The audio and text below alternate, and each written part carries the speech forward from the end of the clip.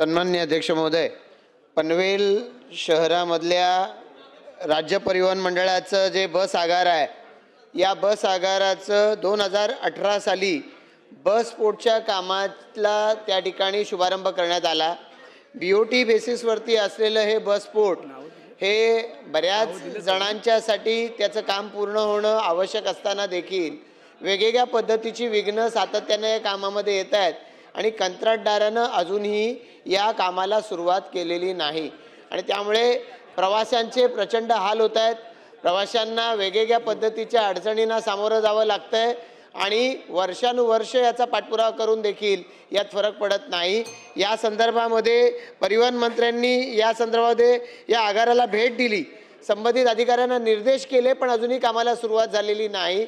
म्हणून या औचित्याच्या मुद्द्याद्वारे मी या कामाचं तातडीनं हे काम सुरू झालं पाहिजे यासाठी शासनाचं लक्ष वेधतो। धन्यवाद अध्यक्ष महोदय। लेटेस्ट अपडेट्स और ताजा तरीन खबरों के लिए TV1 इंडिया लाइव को सब्सक्राइब कीजिए और नोटिफिकेशन पाने के लिए बेल आइकॉन को दबाना मत भूलिए।